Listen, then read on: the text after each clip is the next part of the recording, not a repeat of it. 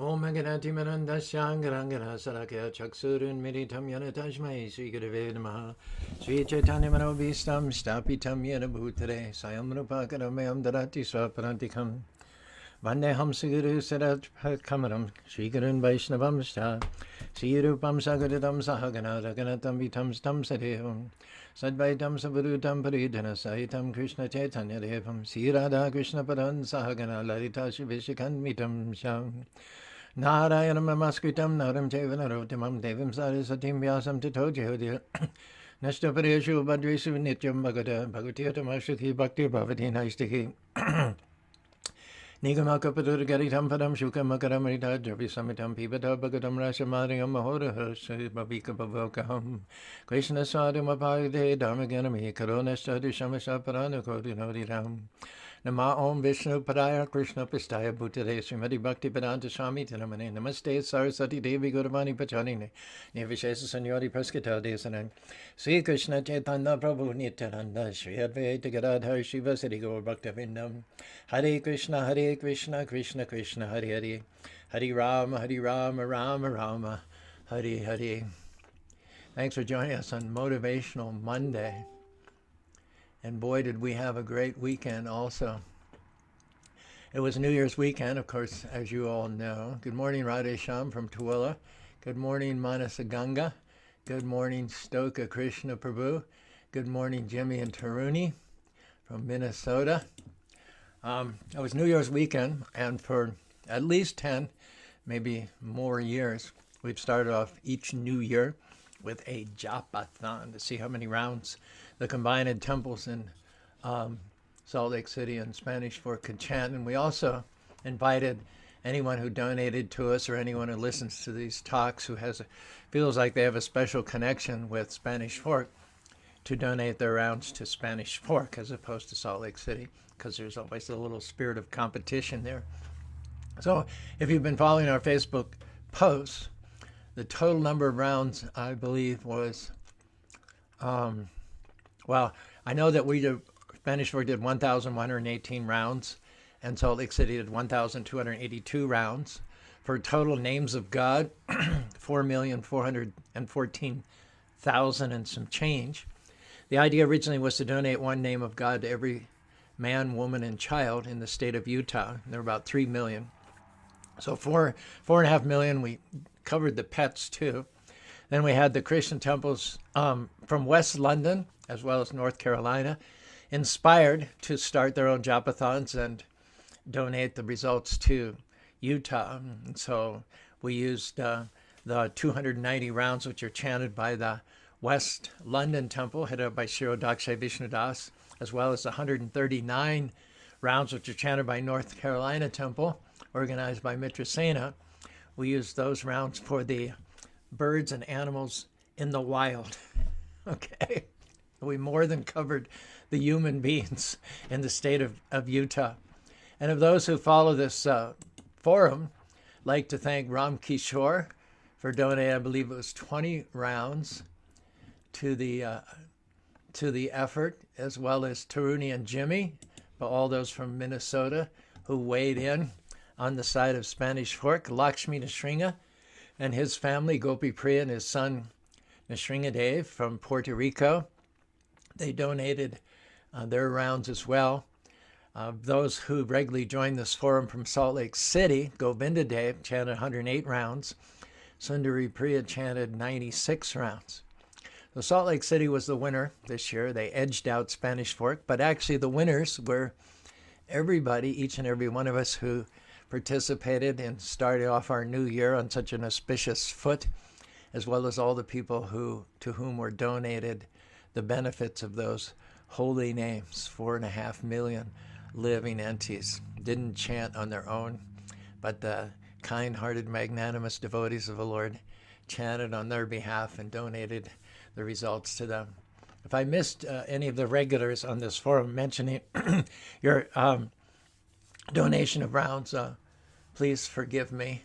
My mind is imperfect, ever increasingly so, as I age. But know that Krishna notes all, Krishna appreciates all, Krishna rewards all, even of Caru. is faulty in that regard. Got a little video at the end here. We were talking up in Salt Lake City last night, and someone mentioned their favorite video of the Color Festival was done by a film crew called Good Line Cinema. It was done in 2011, and it was a very nice commentary on my part about the deeper meaning of the Festival of Colors. And so we'll end today's Facebook Live broadcast with that 3 or 4 minute video by Good Line Cinema. Now, I have to confess to having told you a lie last Wednesday. I said that we would have finished up on that day with this verse, but I found a few more things to say about it. And so this will be part 4, verse number 43, chapter 3, first canto of Srimad Bhagavatam. Tatra kirtayatu viprashir buri tejasaha aham cha ja gamanam tatra nivishtashtad anugrahat soham ya shatav shavya vishamihi yataditam yatamati. O learned Brahmins, when Sukadeva Goswami recited Bhagavatam there in the presence of Maharaj Parikshit, I heard him with rapt attention, and thus by his mercy I learned the Bhagavatam from that great and powerful sage. Now I shall try to make you hear the very same thing as I learned it from him, and as I have realized it. Just to recap, this is Suta Goswami. He had been in the assembly of sages on the occasion that Sukadeva Goswami spoke the 20,000 verses, 18,000 verses of the Srimad Bhagavatam to Maharaj Parikshit during the last 7 days of his life. After Maharaj Parikshit expired and the assembly disassembled, Suta Goswami went from there to Naimisharanya, where there was another assembly of sages headed by Sanak Rishi. And Suta Goswami declared his intention to repeat what he had heard from Sukadeva Goswami, and then realized souls not only repeat what they've heard, they're not parrots after all, but they add their own personal realizations. And therefore the 18,000 verses that Sukadeva Goswami spoke to Parikshit and Suta Goswami, he had expanded on the original Bhagavatam, which was imparted to him by his father, the compiler of the Vedas, Vyasadeva. Suta Goswami, in taking it to the sages in Naimisharanya, presumably he added some of his own realizations as well. Prabhupada, when he gave us his famous Bhaktivedanta purports to the Srimad Bhagavatam and the Gita, would always have the commentaries of Baladev Vijayabasan, Vishwanath Chakravarti, and others to refer to. And so, 95% of his purports were a synthesis of what had gone before, coming down in a line of succession. But he also added 5, 6, 7%, maybe 10%, I don't know how you can quantify it, of his own realizations as well. So the Bhagavatam is constantly being enriched as it's passed down from generation to generation, expanded, ever expanding, ever fresh, ever enriched by each successive generation of spiritual masters. The example is given that the mango fruit is ripe, but when the shuka, the parrot, scores, he cuts the covering of the mango, makes a lesion, and some or other, chemically speaking, for having cut the skin of the mango inside becomes sweeter. So nobody knows why that happens, but it's just a fact. Good morning, Sundari Priya. Good morning, Prashant. So similarly, as the Bhagavatam gets passed down, it gets expanded and it gets enriched as well. It becomes the sweetest. Mango is the king of all fruits. It is the sweetest, most religible of all fruits.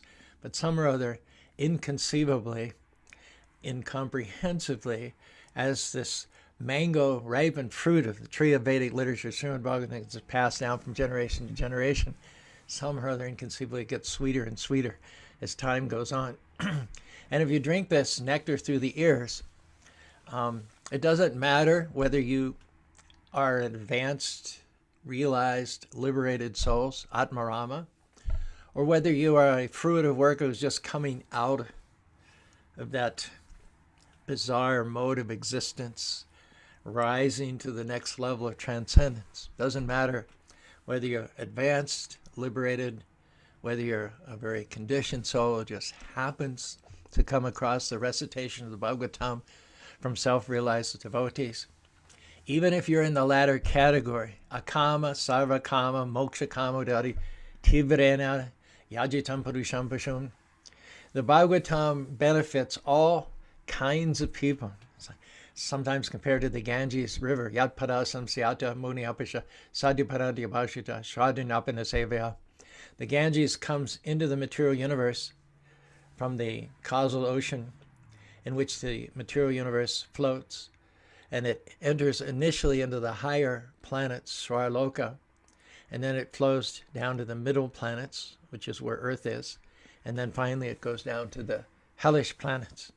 So the Ganges River, the purificatory effects of the Ganges River affect the higher planets, the middle planets, and the lower planets. Similarly, these Ganges-like topics about the pastimes, name, form, and paraphernalia of Krishna, they benefit the highest level of living beings. They benefit on the middle level, and they also benefit on the lowest level as well. Now, if you're coming from the lowest level, as most of us were, we may not initially appreciate or realize the value of what we've got in the form of Krishna Katha and association with a realized spiritual master. Just like a child who takes the medicine may not know all the chemistry involved, may not know all the biology involved. The whole scientific community for the last 8 months has been madly trying to break down this little tiny microscope virus and try to figure out a way to come up with an antidote to it.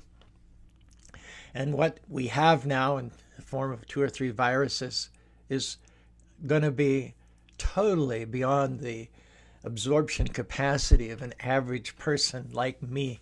The hows and the whys, I don't think we can wrap our minds around that, but that's not in the least bit important.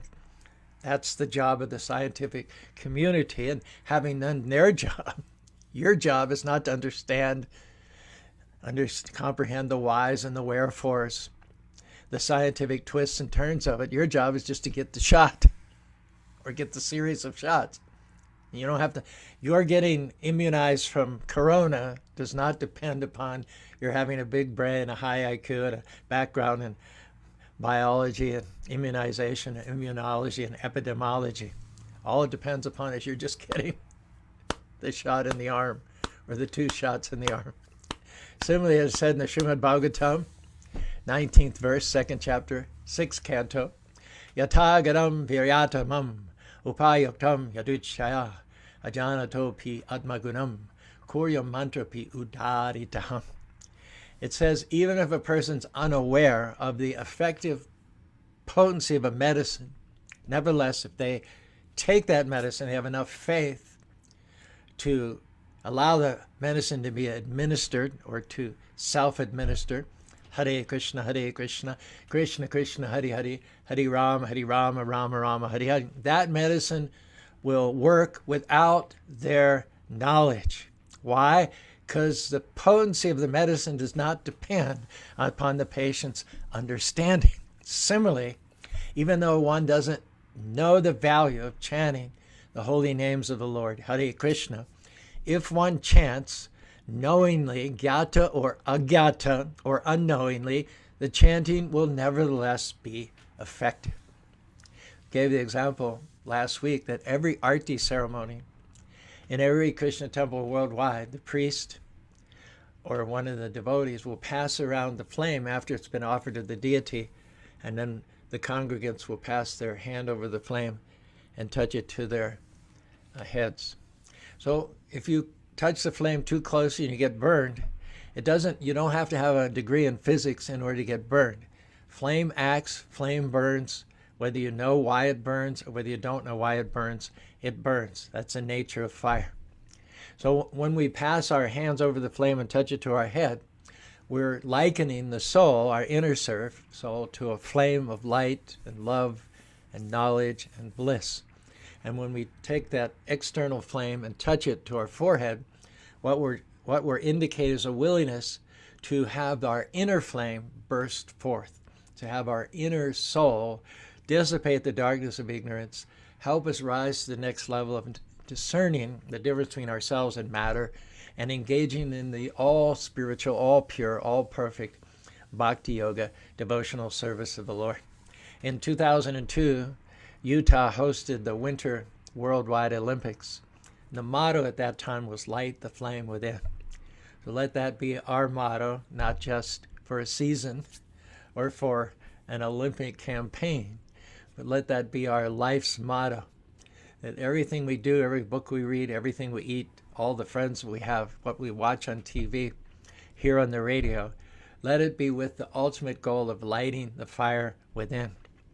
You don't have to understand exactly how it works. Hare Krishna, Krishna Krishna, Hare Hare, Hare Ram, Ram Rama, Hare Hare. The mantra will purify your heart. We have it on the best authority, Sri Chaitanya Mahaprabhu.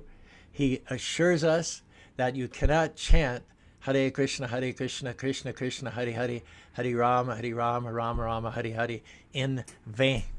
You may be the most neophyte of all neophytes. Doesn't matter. It's just like fire burns, the mantra is going to work its magic. It's going to work its potency on you. You just have to be careful doing one thing. Receive the mantra from those who have its potency. Receive the mantra from those who have received the mantra from a realized soul. And that's why it's stressed over and over and over again. Get the mantra in a descending order. From guru to disciple, from guru to disciple, from guru to disciple to the present case. This is a principle which we see in effect even in material life. If you want to be a doctor, you may have read all the books. You may have gone through the internet and taken all the classes, but you still have to do your residency. Lakshmi Nrsinga was telling me that his wife did 1 year of residency in Puerto Rico. She's a brilliant physician, born in Kazakhstan, got her PhD, University of Moscow, went to Puerto Rico to do 1 year of residency. So she still has 2 years of residency to do to get authorized in any specialized area like respiratory therapy or dermatology. This is required. You need to hear. Your residency is to work shoulder to shoulder in close association with experienced doctors. Doctors have been practicing medicine for 10, 20, 30 years. And there's something extraordinary that happens. Something extraordinary that rubs off the residents, the apprentice, the servant from the realized, experienced, more advanced practitioner. And that's why hearing will be effective, cent%. It says, Anyatu evam ajanata, shrutpanevu upasate, tepi chantana, mitu shmuti parayanaha. There are those simple, common folks like ourselves who, not because of knowledge, not because of great spiritual assets, but just almost by accident, almost by happenstance. Of course, nothing happens by accident. Nothing happens by happenstance. The Lord directs our steps. But we don't know what it was we did that qualified us, if anything, to come into contact with a bona fide, realized reciter of Bhagavad Gita, Srimad Bhagavatam. Nevertheless, if that happens to be our good fortune, don't minimize it. Take advantage of it. Hear with rapt attention, and the result will be love of God. The dormant seed of love of God, which resides within the heart of every living being, will erupt, produce ultimately the fruits of love of God, knowing which, tasting which, one becomes free from birth, death, disease, and old age. Prabhupada said, if anybody willingly or unwillingly hears Krishna Katha coming, descending down to them through the chain of a disciplic succession, from the chain of realized souls, says the disease of birth and death will certainly stop. Therefore, Krishna Katha is called Bhavashoda, the remedy to stop the repetition of birth and death. Another example is that of the mango. Mangoes go high on trees. I remember I spent a year in Israel as a miknat mim. That's Hebrew for volunteer. They probably still have it, but in 1969, most of the kibbutzim, there were 300 kibbutzim in Israel. I found myself for 1 year on a kibbutz called Bar Chai near Hadera. And I worked various jobs. Mostly I worked with the sheep, getting up and milking them at 4 in the morning and then taking them out to pasture in the early morning.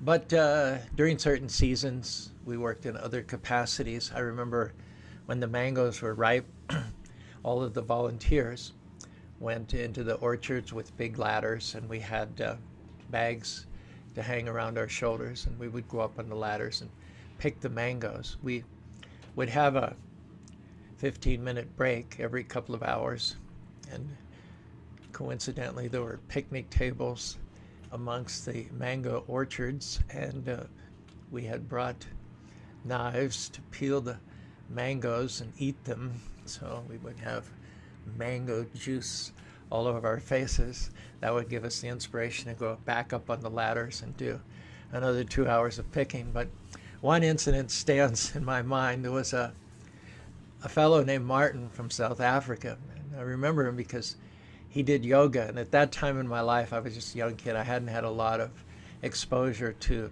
hadn't been to India yet, was to go later that year.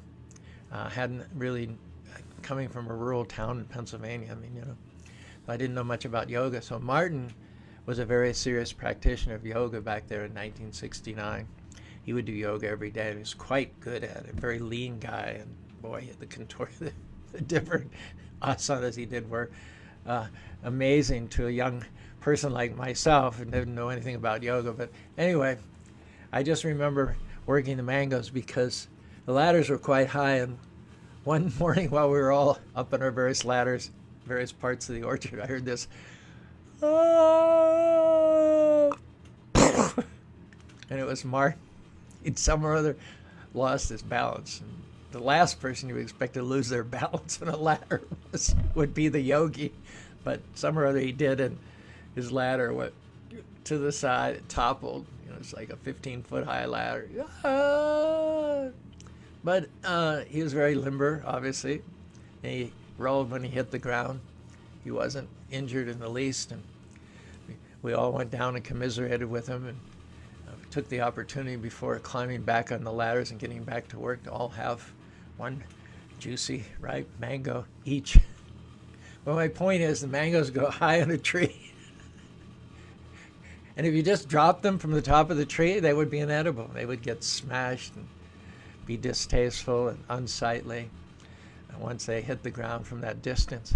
So the way you pick mangoes properly, if you don't have a ladder, of course, or even if you do have a ladder, you pass the mangoes from the highest person down to the next highest person, down to the next highest, next one. And this way, being passed down from higher to the ground level in a chain, they reach the ground untouched, unblemished, unbroken, unbruised. Similarly, Krishna says, Evam param para praptomi mamvisha sakalini mahata yoga nashta parantapa. In the very beginning of creation, when the world was created, just like when any manufactured item is created, there's also an instruction manual that's simultaneously created to show how to use it and get the greatest benefit out of that manufactured item. So in the very beginning of creation, when the sun rose, when Vivaswan himself was manifested, at that time, Krishna spoke to the sun god Vivaswan and imparted to him the knowledge of yoga, the knowledge of devotional service, of bhakti yoga. And it said then that Vivaswan took that very seriously. He passed it down to Ikshaku. Ikshaku passed it down to Manu. And in due course of time, the disciplic succession was broken. What does that mean? It means unauthorized people began to comment on the Bhagavad Gita and thus mislead people. If you want to know what the Bhagavad Gita is about, in the 10th chapter, Krishna says, Aham sarvasya prabhavo mata sarvam pravartate iti madhva bhajanti mam buddha bhava samanvidha. If you have a commentary in the Bhagavad Gita and you want to know if it's authorized or unauthorized, if it's spot on or it's misleading, go to this verse in the 10th chapter and read the commentary. The translation is, Krishna says, Aham sarvasya prabhavo. From me, all things come. Not from Shiva, not from Brahma, not from Ganesh, not from anything impersonal, not from a force, not from a light, not from the Brahma Jyoti, but from me, the person who's standing face to face with Arjuna. Yes, a historical personality, but at one and the same, the Supreme Personality of Godhead. After all, if God created these worlds, are you, a tiny created living being, going to prohibit him from visiting his own creation? I don't think so. We're the interlopers here. We're the renters. We're the lessee. I think we would be the lessee. But Krishna is the owner. Krishna is the proprietor. Krishna is the creator. Krishna Maya Dakshana Prakriti Suyate Sacharacharam. Under him, all cause and effect is taking place. All the worlds, all the demigods, all the planets emanate from that unlimited singularity, which is the personality of Krishna. He is Aishwarya Samagrasha, Viryasha, Yasa, Jnanam Saraga, Saramba. He is full. He is the full-bodied form of knowledge, beauty, strength, wealth, fame, as well as humility. There is nothing beyond Krishna. And iti matva bhajanti mam. Those who are wise worship me with all their hearts.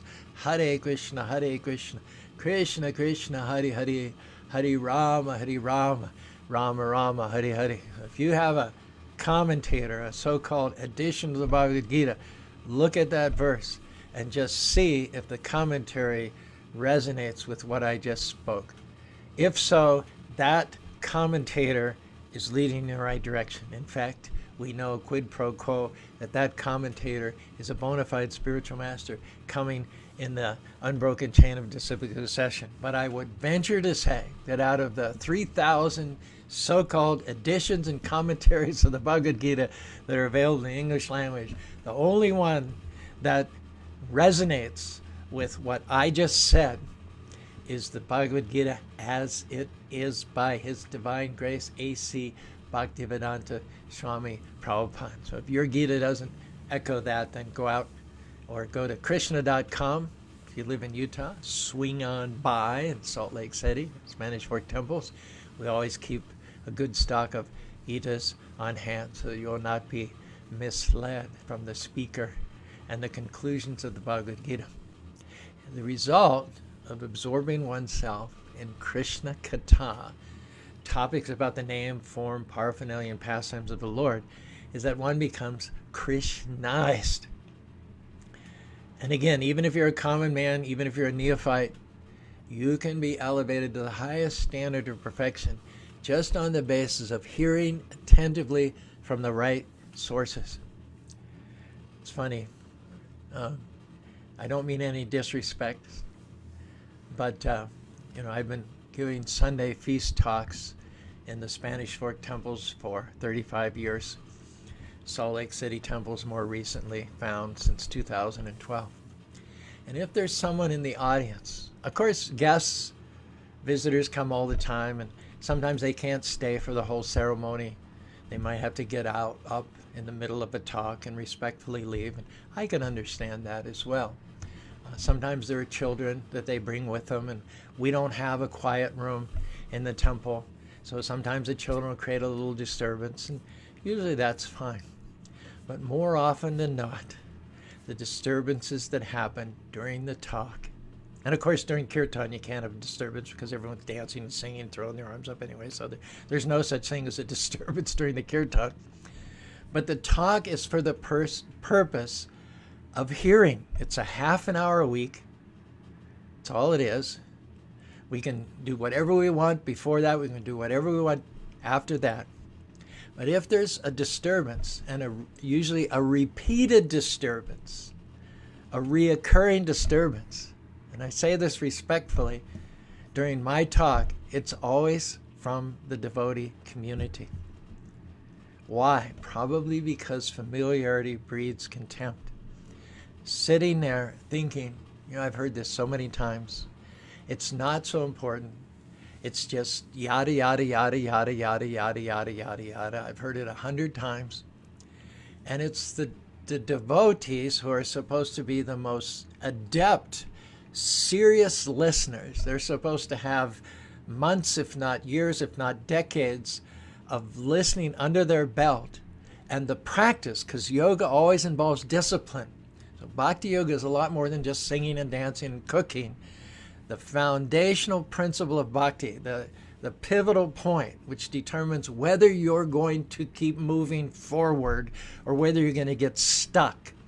And we've seen plenty of devotees who failed to move forward, who got to a certain point, stopped listening with rapt attention, and what happened? They got stuck, soaked, and soured. Don't tell me. I know it all. And they began to become fault finders and point out the shortcomings of this and that and the other devotee. Look at oneself. Physician, heal yourself. Are you hearing with rapt attention? I was up in Salt Lake City on Saturday, and it was amazing because we'd had 80 people visit the temple on Friday during the Japathon. And I thought the Saturday service would be scantily attended because so many people had come on New Year's Day, the day before. But we had quite a good crowd, maybe 30 people. And I gave a talk.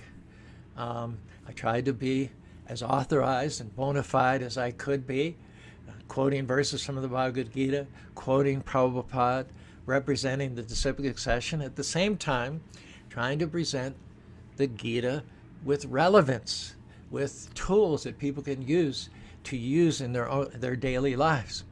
So there was one fellow there. He's been around the movement. He's an initiated devotee. He's been here for 20 years. He was sitting in the back, and I just felt the vibration so strongly from this guy that he wanted to get up and leave. That for some reason he was just squirming, just so uncomfortable, just so itchy, sitting there. And I could tell, I could read his thoughts. Oh, I have heard this so many times. Caru's just saying the same old. And I don't really say the same old thing. I think every talk I give is well prepared. It's research. There's several hours behind it.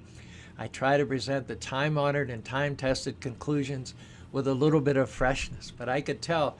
And of all the 30 people in the room, those are coming first time, second time, third time. They were like sitting, they're sitting on the floor, but if you could imagine, metaphorically on the edge of their seats, their ears are wide open. But there's this one guy sitting in the corner, and I could just almost hear his thoughts. Can I leave? Is there any way that I can gracefully? And honestly, if there was something, a drink of water or anything, any pretext, he would have gotten up and left. And I saw from previous weeks when I wasn't there speaking, but some of the newer devotees were speaking, and he felt he could get away with it. He got up and walked out, and then he's talking to people in the lobby during the talk. It's 30 minutes a week. In a week, can you sit down without fidgeting, without thinking of a million things, without leaning over and whispering something to somebody else, without coming and going and coming, opening the window, bringing it? Can you sit and listen with rapt attention for 30 minutes a week? And if you can't, you're stuck. Can I tell you that? You're stuck. And unfortunately, failing to move forward, because God created us on this new year of 2021. Can I tell you that God created you to be constantly moving forward, taking the gifts that he embedded within you, taking your bags, which he packed, which he put everything in, out of which he did not leave anything out, and traveling back to home, back to Godhead. And if you can't sit and listen with rapt attention to the Sunday feast talk, at least setting a good example for the new people. What do the new people think when the so-called veteran devotees are the ones that are fidgeting the most, getting up, moving here and there, checking their watch, pulling out their cell phone, stealing a look at it, whispering to one another? What in the world does a new person thinking when they see that? So I try to do my part by not giving the same old talks every week. I know that many speakers just go stream of consciousness, ad lib, extempore. I try to have more respect for people who come, take time out of their schedule to sit and listen to a talk for 30 minutes a week. I try to offer them the respect of researching the subject matter, preparing it, representing mirror-like the centuries, millennium-old chain of disciplic succession, and at the same time being relevant, giving them tools which they can use when they go out into the mundane world Monday morning. So I try to do my job, and we simply expect those who call themselves devotees to set a good example of listening with rapt attention. My Bobby's been my wife for 50 years. There's no telling how many talks she's heard. I don't even know. You probably can't even count that high. And yet she sits there, she listens as if she's hearing everything for the first time. Thank God for a partner like that. Thank God. Lakshmi Nrsimha says, without forward progression, a rocket ship will be pulled back. Wonderful example. Thank you, Lakshmi. Due to gravitational influence. Without forward progression in bhakti, will be influenced by illusory energy. You have to keep, says a rolling stone gathers no moss. We need to keep moving forward. Apparently, Bodhinath agrees with that because he comments, Hari, and Rakesh Raghava says, so true, Haribol. Justin supports me against those devotees who can barely keep their eyes open, who can barely keep from glancing to their cell phones and whispering to each other. Justin supports me. He says, your talks are fresher than my ears are qualified to hear. Bless you. You're a godsend to someone like myself. Well, why do we hear with rapt attention? Because we want to become Krishnized. We want to become like Krishna. If you concentrate on something, if you focus on something, you will be transformed in that likeness. One of Prabhupada's favorite examples was that of an iron bar. An iron bar is cold to the touch. The last thing an iron bar can do is act as an igniter. The last thing the iron bar can do is light something up like a match. And interestingly enough, if you put the iron bar in a fire, over the course of time, it'll start to change color from dull metallic color. And as that fire has more and more influence on it, the iron bar will start to glow and it will get red, hot. Then you can pull that iron bar out of the fire and you can touch it to wood, you can touch it to paper, you can touch it to dry leaves, and it will act as an igniter. It will act as a match. Similarly, even though we're born in the age of Kali, which has almost no spiritual assets to its credit, we're short-lived, we're lazy, we're not very intelligent. Still, if we put ourselves in the fire, and some of you are hearing me, some of you are not. That's just the sad fact of the matter. But when I say putting yourself in the fire, it means that you have made a yogic decision that you're in the right place with the right information coming from the right sources, and you're not going to blow it. You're not going to minimize it. You're not going to be indifferent to it. You're going to accept it with all your heart as the best thing that's ever happened to you in millions and millions of incarnations, and you're going to sit with big ears, with your antenna out, with your transmitter turned on, and drink in pibanti te bhagavatam atmanasatam katamritam shravanaputasya samritam punanti te vishyavidashanam vrajanti takshtanor saroritam. If one who drinks in with rapt attention the message of Krishna coming down, flowing down like the Ganges from spiritual master to disciple, in disciplic succession to the present day, those messages will take whatever impurities there are in the heart, remove them, and leave Krishna seated on the lotus flower of your heart. The result will be that you will, at the time of leaving this body, chakvam dehar punar janma neti mamiti sarjana, you'll not again come back to a material body in this world of birth, death, disease, and old age. But having been Krishnized, you'll go not only back to home, back to God, to live eternally with the Lord, but you will live on the same planet as the Lord, share in the same bodily features as the Lord, share the same opulences, and participate in the same pastimes of the Lord. Two examples in the Mahabharata. Arjuna was 100% Krishna conscious. Bahune me vyatitani jamani. Arjuna was so Krishna conscious that when Krishna would incarnate from time to time, he would bring Arjuna with him. He said, Krishna said to Arjuna, both you and I have incarnated many times. I can remember them all. And Arjuna was the same color. He had the same sham, the same bluish-black lotus color as Krishna, because he was always thinking of Krishna. And another great devotee of Krishna was the wife of the Pandavas, Draupadi.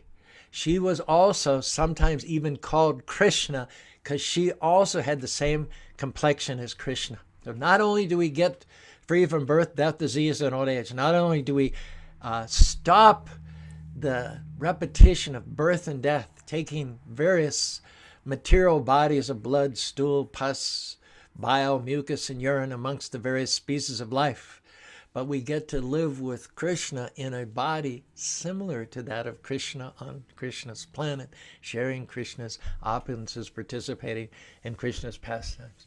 Here's how it works. Verse, Prashant, from the 7th canto, 1st chapter, 28th and 29th verses. This is the dynamic. This is the psychology. Kita pases kita rudha kujayam tad anushmaram sambanamba bhaya yogina vindite tat sorupatam. Sorupatam means form. So your next form is going to be determined by the things that you most focus on in this current lifetime. So how to get a Krishna form? This is the translation. A grass worm confined in a hole of a tree by a bee. In other words, there's a hole with only one exit. There's no emergency exits.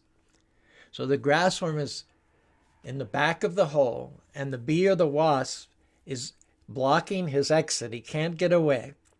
The bee or wasp is coming in the hole, squeezing into the hole, getting closer and closer to that grass worm with the intention of killing him and eating him. So you can imagine the focus of the grass worm. It's not favorable. It's not love, which is the way we aspire to focus on our benevolent Father. But nevertheless, it's focus. It's an enmity and fear. But it's focus. Now, simply on the basis of that focus, even though it's not ideal, that grass worm being focused on the form of the wasp coming towards it at the last moments of its life, in its next life, it takes the birth of a wasp because of the focus. Prabhupada says, similarly, if a conditioned souls somehow or other think of Krishna, who is Satchidananda Vigraha, the full embodiment of knowledge, bliss, and eternity, they themselves, after leaving this body of mucus, bile, and phlegm, they will assume, by virtue of their last thoughts in this life, the body like Krishna, knowledge, bliss, and eternity, having become free from their sins. It says, whether thinking of Krishna as their worshipable Lord or as an enemy, because of constantly thinking of him, they will regain their spiritual bodies. It's explained that all those soldiers who lost their lives on the battlefield of Kurukshetra, while seeing Krishna present on the battlefield as a chariot driver of Arjuna, by virtue of seeing Krishna at the last moment of their lives, and they hadn't worked for it, they hadn't lived their lives focused on Krishna, they were simply lucky enough to be seeing Krishna at the time of their deaths. They didn't get bodies like Krishna per se, because Krishna hadn't been their extended focus. But they did get liberation. They did get respite, freedom from their sins, unless and until you engage positively in the favorable ideal devotional service. You're not going to build or evolve or generate your eternal Krishna-like body of bliss, knowledge, and eternity. But even thinking of Krishna, even some or other accidentally being present at the time of leaving one's body in the association of Krishna, guaranteed freedom from sins and a temporary form of liberation. What to speak of those who consciously, consistently, daily chant his holy names, having received that mantra and that information and that inspiration through the bona fide chain of realized devotees. Hare Krishna, Krishna Krishna, Hare Hare, Hare Rama, Rama Rama, Hare Hare. Ram Kishore is asking which text that was. This is 7th canto, 1st chapter, the 28th and 29th verses. Thank you. Prashant has got it there. He's already got the reference. Thanks. I can see only the last 4 comments from Chris Castro, Prashant, Ram Kishore. And of those who have liked, and there's still time, you can still click the like button. We're not done yet. We're going to show a little video here in a second.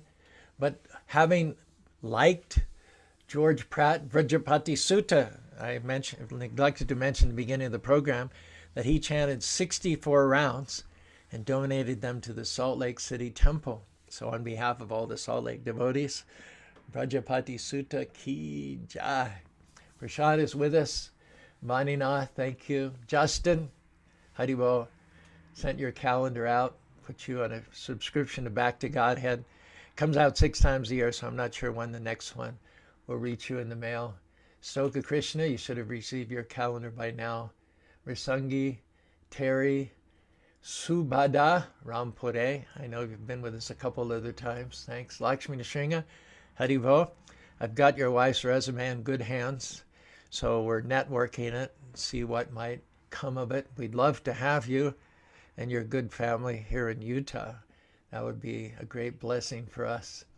Onkar, great saint who helps run the Salt Lake City Temple, who organized, collated all the statistics from the Japathon. Namhata Bhumi Gora, thanks for joining us. Sundari Priya, Chris again, Nina, Richie, Raleigh Waller, and 8 more have liked. I can't read them. Let's finish today's Motivational Monday with a nice video.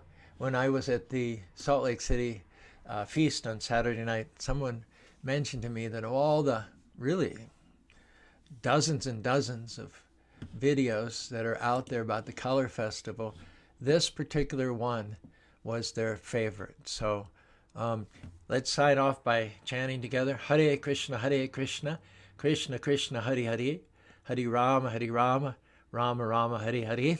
And I will go to screen share with this video produced by Good Lion Cinemas in 2011, which, okay, all right. Gosh, what just happened there? This was produced in 2011. Hare Krishna.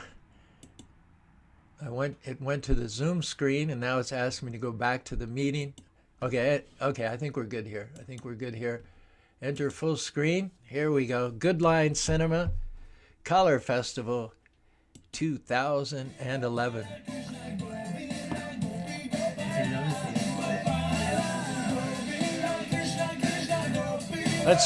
Let's start in the beginning.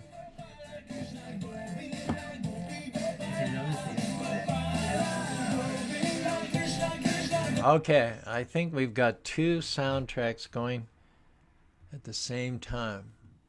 I don't know how that happened, or why that happened. Okay, as you who join us quite frequently know, I'm often technologically challenged. The soundtrack is there, but there's another soundtrack superimposed on top of it. So bear with me a second. Okay, good line, 2020. Opening it up. Playing it. Okay, I honestly, I don't know what's happening, but let's just go with it.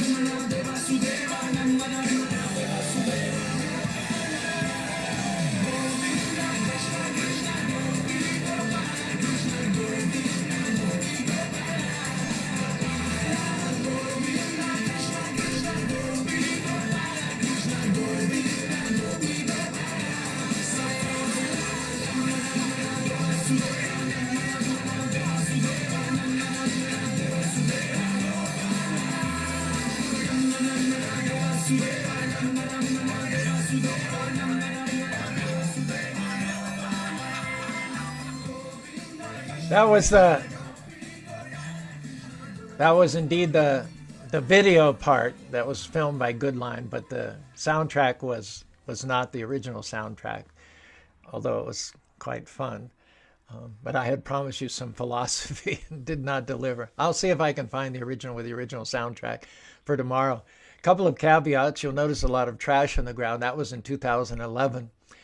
Since then, we've learned to constantly remind the audience about the importance of, in as much as we're keeping our hearts clean, we need also to keep the environment, external environment around us clean. So every hour or so we make a announcement, and we have a lot of volunteers going around with open trash bags. So probably since about 2012 or 13, there really hasn't been trash on the ground. The crowd has been extremely responsive to our repeated appeals to keep the ground clean. And when, no matter how many thousands of people have been on the grounds, come and go, thrown colors and open bags and eaten plates of prasadam, at the end of the day, the ground only needs like 15 minutes of cleanup to pick up what we might have missed. It's a wonderful model, I think, for being conscious of the earth as a mother and respecting her by not leaving her with a lot of trash. And some of the artists that you saw on stage were, I think that was